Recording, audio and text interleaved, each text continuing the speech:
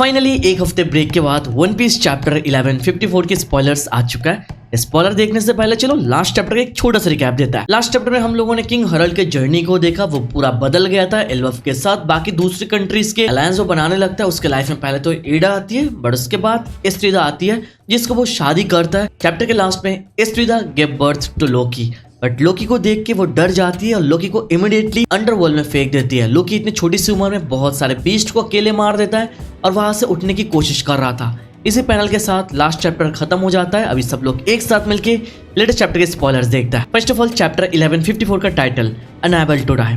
Title looks really interesting भाई। आगे cover story, Oko takes Yamato to the grave of a hero from the West Blue that was raised in Rengo. Okay, एक hero के grave पे Yamato को लेकर जा रहा है, वही वानो वाली स्टोरी चलता हुआ आ रहा है भाई। आगे हम लोग रीड करते हैं, वही फ्लैशबैक से सब कुछ स्टार्ट हो रहा है। After Big Mom incident Elbaph was hit by disasters like fires, storms और famine। बिग मॉम इंसिडेंट मतलब वही बिग मॉम इंसिडेंट जो बचपन में हुआ था। I hope you remember. उस सिनारियो के बाद एल्वफ को डिजास्टर झेलना पड़ा, लाइक फायर, स्टॉर्म्स और famine। पर चलो अभी के लिए स्पॉइलर देख के नेचुरली लग रहा है, बाकी चैप्टर रीड करने के बाद हम लोगों को पता चलेगा। आगे रीड करता है। When desperate giants was about to attack Ada and Hajruddin, King Harald returned in time to protect them and brought foreign aid to help Elbaf। Okay, हमारे सामने रिवील हो रहा है एल्वफ के कुछ डिस्परेट जायंट एडा एंड हजरुद्दीन को पर अटैक करने गए थे और हम लोगों को पता इसके पीछे रीजन क्या है। डिस्क्रिमिनेशन। एडा को पहले से अलग वे में ट्रीट करता है। एडा बाहर की है एंड एडा बियर्स किंग हरल्ड सन हजरुद्दीन। तो कुछ जायंट्स को कुछ इशू था, फॉर दैट रीजन उनको ऊपर अटैक कर देता है, बट थैंकफुली इमीडिएटली उसी टाइम में किंग हरल्ड आ जाता है और उनको बचा लेता है। इसी के साथ हमारे सामने रिवील होता है किंग हरल्ड अपने साथ फॉरेन एड लेकर आए थे एल्वफ को डेवलप करने के लिए। अब यहाँ पर सिनारियो देखे तो पता चल रहा है किंग हरल्ड एकदम फुल मूड में है एल्वफ को डेवलप करने के लिए अलग वे में आगे कंट्रीज के साथ टाइज बना रहा है, अलायंस कर रहा है, बट इसी के साथ बाहर के डिजाइन्स, बाहर के मटेरियल्स एल्वफ में लेकर आ रहा है एल्वफ को और भी ज्यादा डेवलप करने के लिए। आगे हम लोग रीड करते हैं। Estrida died from illness before Harald's return. On the other hand Ida opened a bar in the underworld.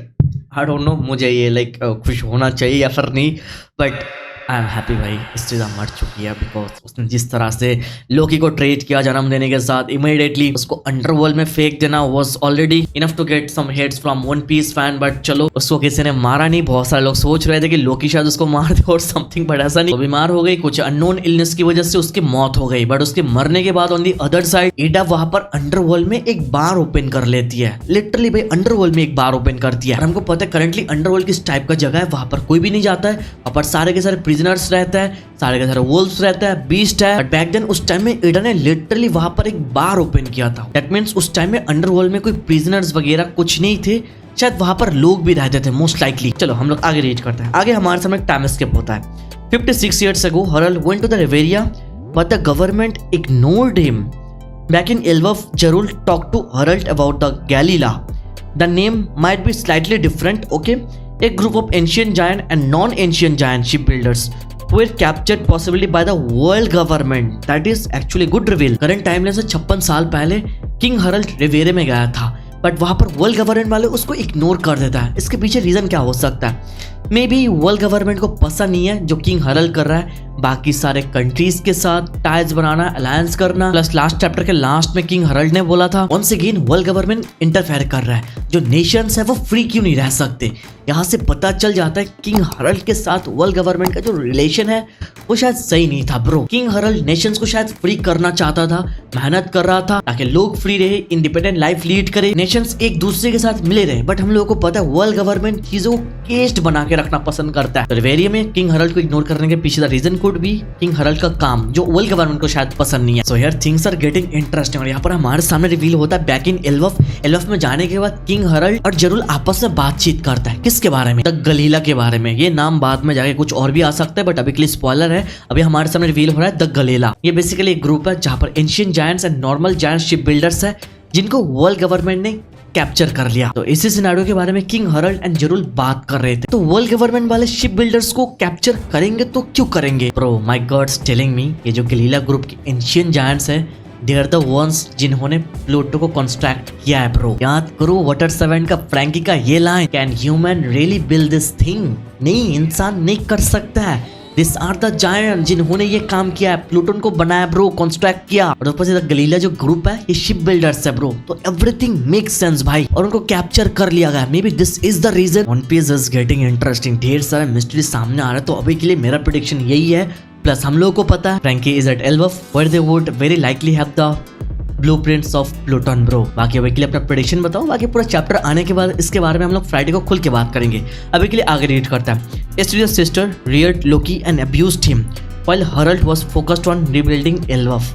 लोकी के साथ गलत हो रहा है भाई। एस्ट्रिया जब जिंदा थी उसको ऊपर से नीचे फेंक दिया बेचारे को जन्म देने के बाद। अभी एस्ट्रिया मर चुकी है, उसकी बहन आ जाती है बीच में जो लोकी को अब्यूज करती हुई जा रही है। भाई लोकी के साथ कुछ ना कुछ बचपन से चलता हुआ आ रहा है। लोकी को सब लोगों ने बहुत ही गलत वे में ट्रीट किया। देखो ऑन दी अदर साइड यहाँ पर क्या रिवील हो रहा है, हरल पूरे टाइम एल्फ को रिबिल्ड करने में बिजी थे। भाई अपने बेटे की तरफ भी थोड़ा देख लेते उसके साथ क्या चल रहा है। चलो आगे रीड करते हैं। 8 साल का एक टाइम स्किप होता है। 48 years ago Loki unleashed some giant beast on the villages, but when he saw how other childs help Hazruddin, he realized how alone he was।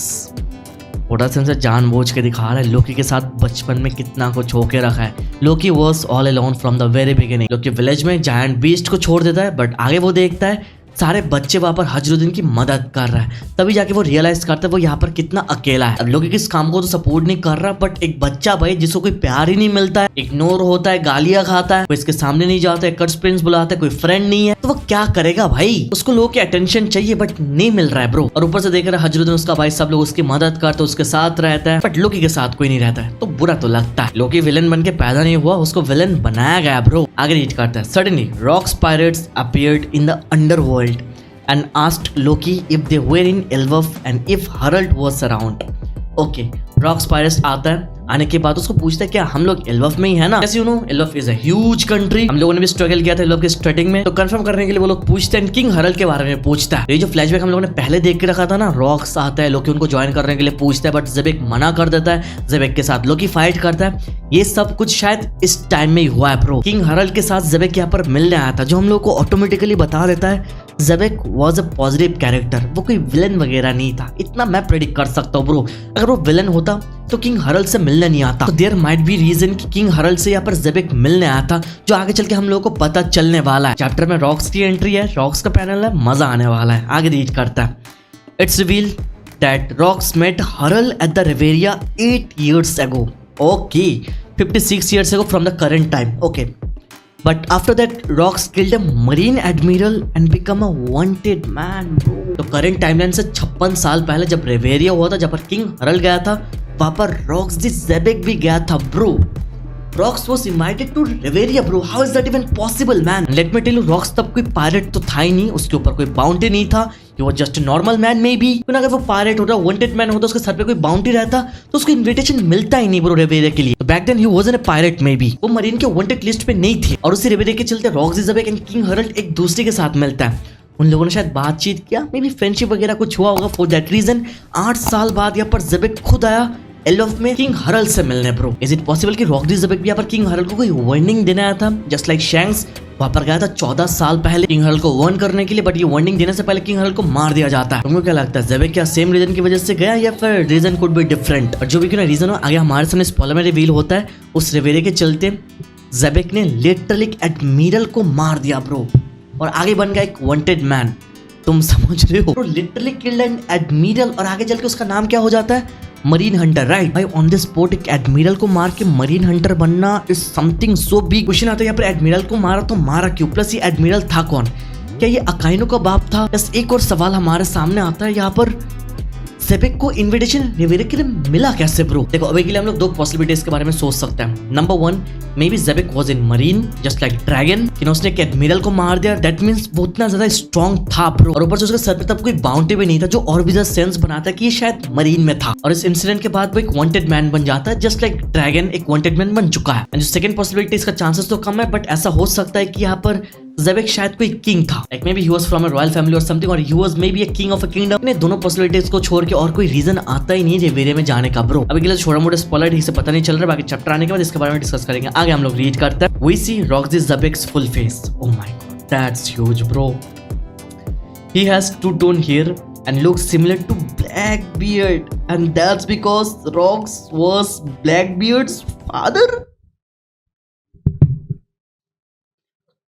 भाई ये क्या रिवील है भाई, ये चैप्टर 3 एटॉमिक बॉम्ब है bro. ज़ेबेक black beard का बाप है ब्रो। नो वंडर दोनों एक दूसरे को रिजेंबल बहुत पहले से करते हुए आ रहा है, जो हम बहुत टाइम से प्रेडिक्ट करते हुए जा रहा है। इतने टाइम से हम लोग देख रहे हैं, सुन रहे हैं ब्लैक बियर्ड स्पेशल है, उसका लीनेज स्पेशल है, खुद सैटर्न ने बोल के रखा है। तो ये सारे चीजों का सेंस अभी बना रहा है, because Blackbeard was son of Rocks D Xebec bro. That is insane reveal भाई। अभी इतना काफी नहीं थे, इसी के साथ रॉक्सजी ज़ेबेक का फुल फेस रिवील कर दिया गया भाई। वन पीस फैंस और रेटिंग कोड मैंने ट्विटर पे चैप्टर आने से पहले ट्वीट करके बताया, ओडा सेंसेई ब्रेक के बाद बढ़िया चैप्टर डिलीवर करता। और ये जो चैप्टर था इट्स एब्सोल्यूट 10 ब्रो। ये जो रिवील है ब्लैक बियर्ड रॉक्सजी ज़ेबेक का बेटा है, इससे हमारे सामने बहुत कुछ क्लियर हो रहा है ब्रो। हम लोगों ने जो फाइट देखा था S versus black beard bro, इस फाइट का पूरा पीओवी चेंज हो चुका है। अभी हम लोग इस फाइट को एक अलग ही नजरिए से देखेंगे, बिकॉज ये फाइट बस एस वर्सेस ब्लैक बियर्ड नहीं था, ये फाइट रॉजर सन वर्सेस ज़ेबेक सन। समझ रहे हो ब्रो? इस बैटल को एट दैट टाइम हम लोगों ने नॉर्मल बैटल समझ के इग्नोर कर दिया, बट अभी पता चल रहा है जैसे रॉजर ज़ेबेक एक दूसरे के साथ लड़े गॉड वैली में, वैसे रॉजर का बेटा ज़ेबेक का बेटा यहाँ पर एक दूसरे के साथ लड़े थे। Oda sensei played with us bro, literally. Not only that, ये जो एस है ब्लैक बियर्ड है, इन दोनों को व्हाइट बियर्ड ने अपने पास रखा था भाई। Whitebeard literally fathered both of them, Roger son Xebec son दोनों उसके साथ थे। Whitebeard really fathered both Roger and Xebec son, and this two are the reason कि व्हाइट बियर्ड मर चुका है। बेसिकली व्हाइट बियर्ड को अपने कैप्टन के बेटे ने मारा भाई। जस्ट सोचो भाई, सोचो क्या चैप्टर आया, हमको पास्ट की चीजों के बारे में सोचने में मजबूर कर दिया भाई। इस चैप्टर के साथ ओडा सेंसेई ने हिला दिया भाई एकदम से। यहाँ पर तो रिवील हो चुका है ब्लैक बियर्ड ज़ेबेक का बेटा है, चैंक्स गार्लिंग फिगरलैंड का बेटा है, बट मीहॉक किसका बेटा है ब्रो, ये रिवील नहीं हुआ। एंड ट्रस्ट मी भाई, मीहॉक फॉर सम रीजन ईमो को रिजेंबल करता है भाई। ट्रस्ट में उसकी आंखें भाई सेम टू सेम है। Don't tell me bro is the son of Imu sama और something, no way, I can't accept that bro. Plus इतने टाइम से ऐसा बहुत सारे लोग हैं जो सोच रहे थे बगी शायद ज़ेबेक का बेटा है। अभी तो ये थ्योरी गलत हो जाता है, बट सवाल आता है बगी किसका बेटा है फिर। एक सवाल रह जाता है ब्रो। तो मतलब मीहॉक का बाप एक इंपॉर्टेंट कैरेक्टर है जो रिवील होना बाकी है, बगी का बाप एक इंपॉर्टेंट कैरेक्टर हो सकता है जो रिवील होना बाकी है। But bro today spoilers really give birth to hundreds of theories. अब अगले सारे तो बस स्पॉयलर्स है, चैप्टर का 30% बोल सकते हो, बाकी पूरा चैप्टर फ्राइडे को आएगा, इसके बारे में खुल के एक लंबी वीडियो बनाएंगे। अब अगले पूरे स्पॉयलर के ऊपर अपना ओपिनियन नीचे कमेंट कर दो। वीडियो तक देख रहे हो तो लाइक कर दो, चैनल पर ना हो तो सब्सक्राइब करो। चलो फ्राइडे को चैप्टर रिव्यू के साथ मिलता है। Thank you so much for watching this video, तो मिलता है नेक्स्ट वीडियो में।